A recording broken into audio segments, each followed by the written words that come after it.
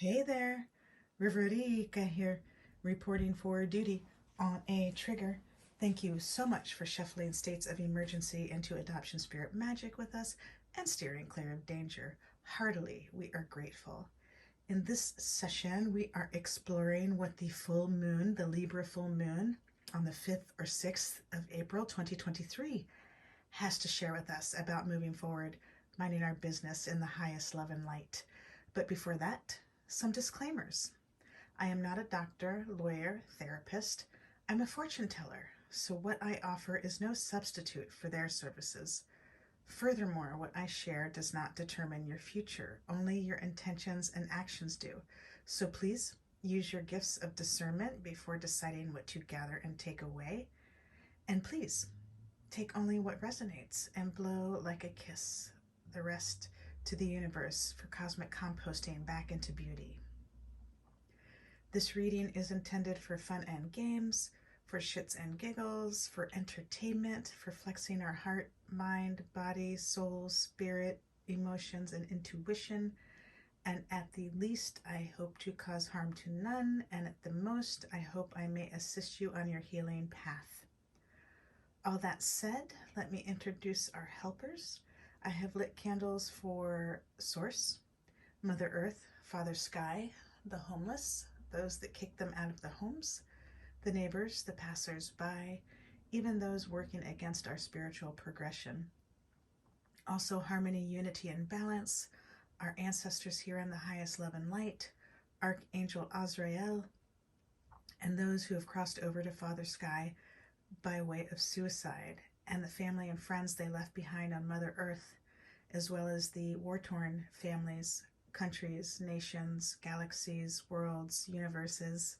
And we thank Source for helping us all adopt success, transmuting these violent cycles to love. Heartily, we are grateful. I also have the mini crystal ball and my wooden wand and my wooden dagger wand to help lift our spirits and cut to the heart of the matter without harming a soul. And tuning fork to help us clear our space in a minute. Whoops, that almost rolled right off the table. There we are.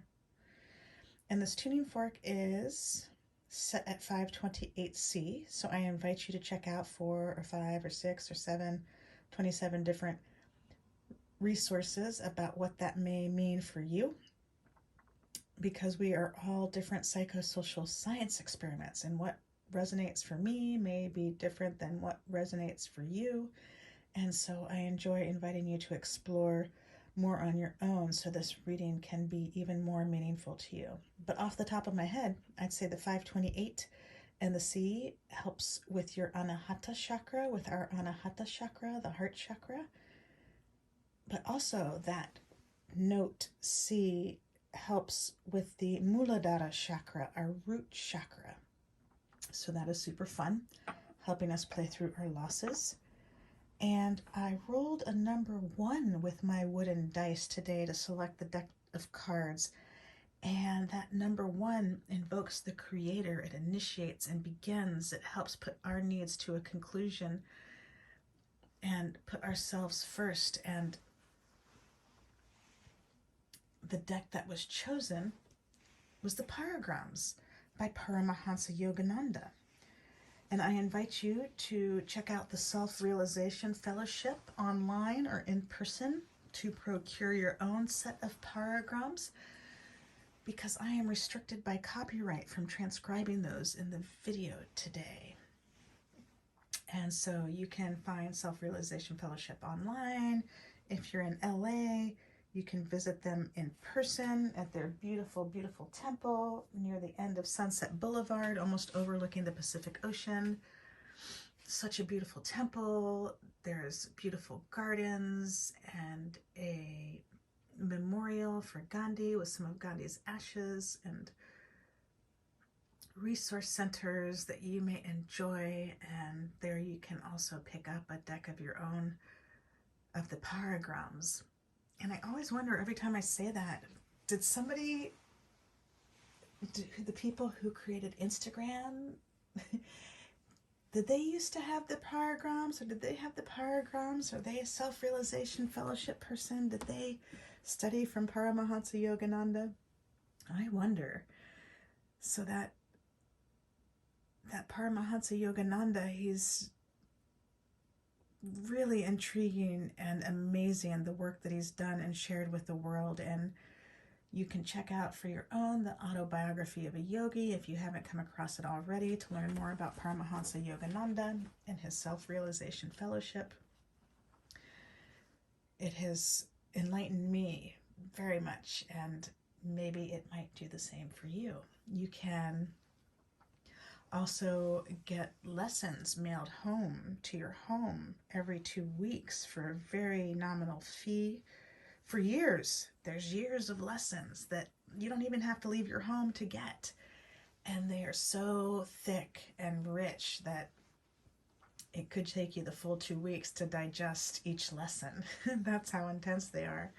But they are super helpful and insightful and intriguing. And I especially appreciate the Self-Realization Fellowship as a former teacher of teens and teachers in the public school system and private school system, because self-realization, isn't that sort of like education?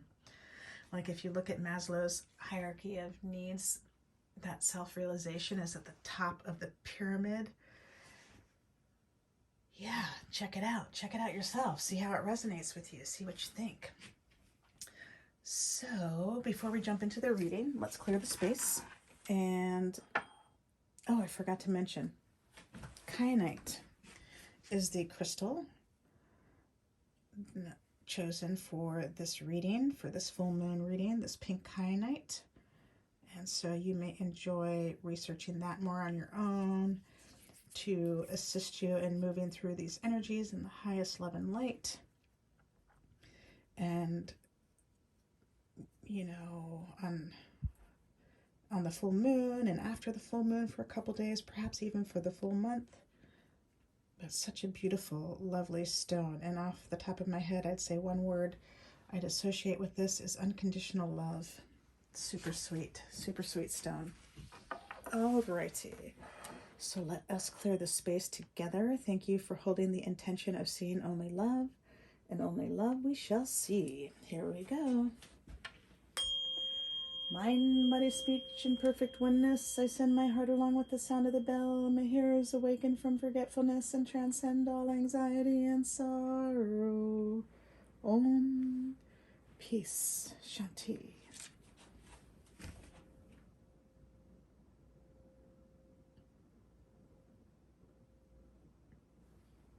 Thank you so much. I love it. It's still ringing. These tuning forks are so fun.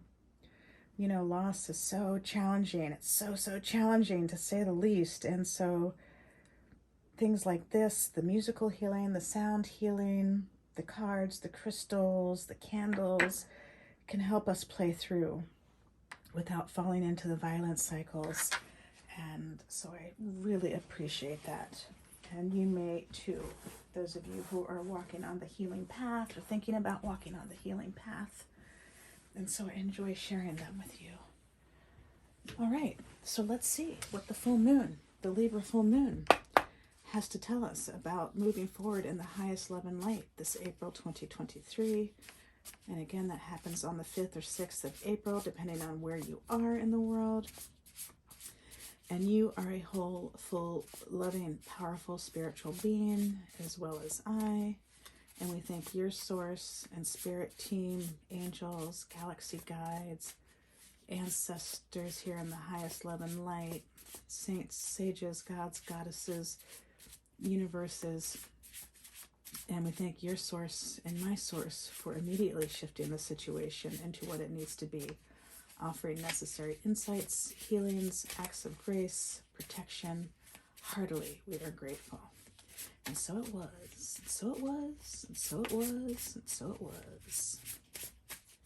Thank you for making this reading abundantly clear about how we may move forward in the highest love and light through this April full moon.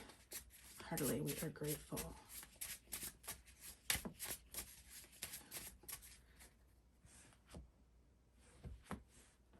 Uh-huh.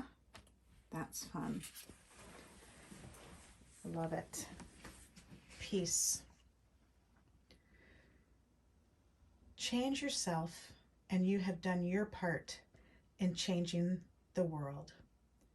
Every individual must change his own life if he wants to live in a peaceful world. The world cannot become peaceful unless and until you yourself begin to work toward peace. It is only by removing hate from our hearts that we can have a Christ-like life. Wow, how beautiful. I especially appreciate that. My name, Rika, being a derivative of peace, and I invite you to insert your own pronouns there. In this case, this paragram was speaking in the masculine, his or he, and so I invite you to insert your own pronouns there to make it more meaningful for you. And I'm also reminded of a UN official from the 60s who I used to have a quote of his that I put on a poster and left on my classroom wall about how if we really want peace, it begins with each person inside each person. And I think it was Dag Hammarskjöld, Dag Hammarskjöld. I'll try to look that up and put it in the description to give you a more accurate idea of what I'm talking about. But there are many humans who have embraced this way of thinking that peace begins inside you. And from them, I have learned tolerance inside out. This idea of tolerance inside out. And in this world, especially right now, there's so many shifts happening and intolerance and all these different ways across fields that we could talk about. But it really begins inside of us. And so instead of pointing our finger at this person or this leader or this justice system, we can look at the three fingers pointing back at ourselves and take responsibility for ourselves and make the changes in ourselves that we have been dying to make, literally. And I know that may sound extreme, but this is serious business, right? People are dying. And I took a challenge a while back to stop using the word hate in an effort to work this notion of tolerance inside out. So, like, you know, how common it is. People from top to bottom, from emergency workers to presidents, to mothers, to fathers, to teachers, to lawyers, to doctors, feel free to use the word hate. I hate the weather. I hate the traffic. I hate the news, right?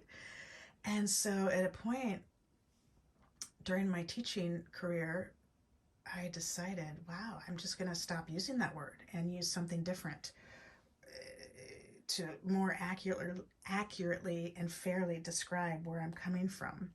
So I invite you to take that challenge as well. Start removing that word hate from your daily runs.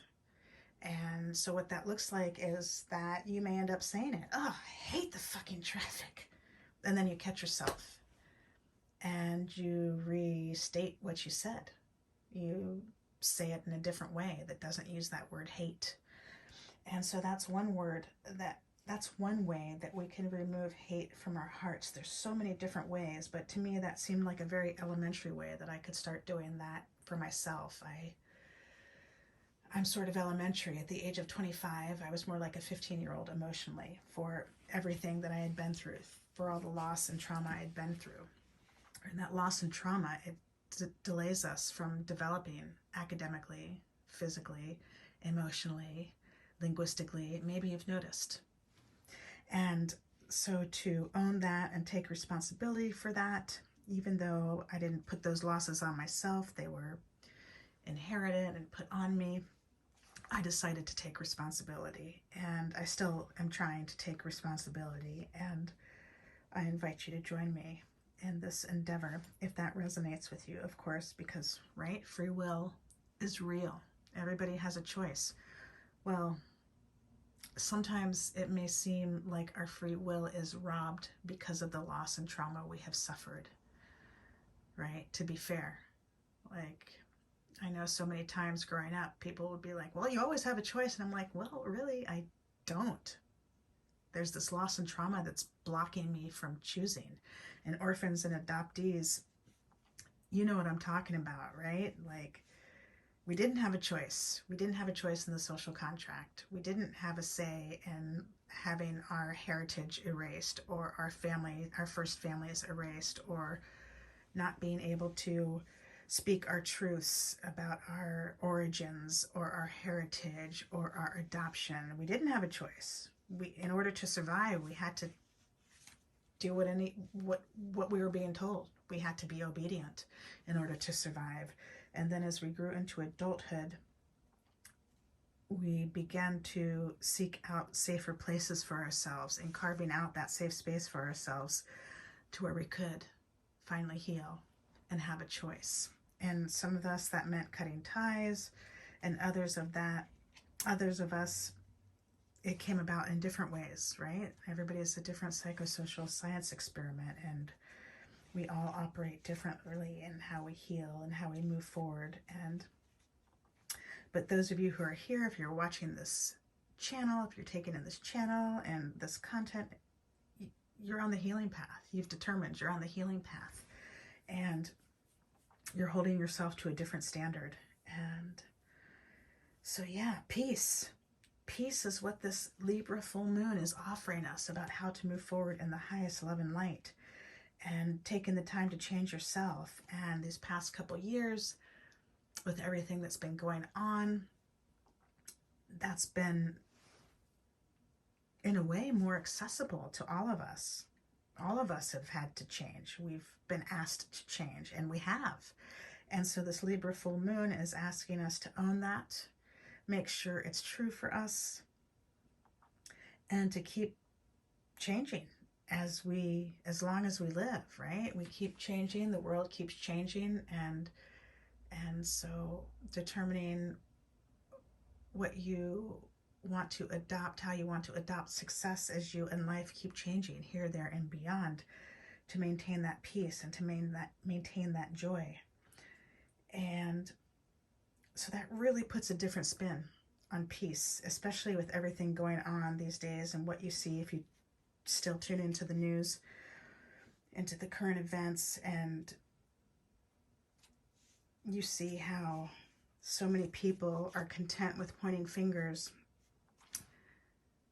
but us on the healing path are taking a different perspective, and we're starting to look at those three fingers pointing back at ourselves, as challenging as that is. It's not for the faint of heart, right? Those of you who are doing it, you know, like, this is why some people would choose to go to war instead of doing their work, because it's that challenging. And so I'm sending you hugs for all the work you have done, and to help fortify you moving into the future, because you're doing the work. You are doing the work, and you're making it happen. And you've been dismantling the adoption fairy tales. You've been dismantling the gypsy myths. You've been dismantling, you fill in the blank, and rebuilding this new earth that includes everyone, that adopts success for one and all, instead of just for the select few who manage to look and act a certain way. And that is such hardy, beautiful, noble work. It's like the work of a bodhisattva who hears the cries of the world and trains wholeheartedly at awakening that noble heart. And so thank you so much. Heartily, we are grateful. And that is all I am seeing for you in this reading tonight for the full moon, the Libra full moon, which happens on the 5th or 6th of April, 2023, depending on where you are. And thank you so much for helping breathe life into adoption spirit magic. Heartily, we are grateful. Until next time, ciao for now. I love you all.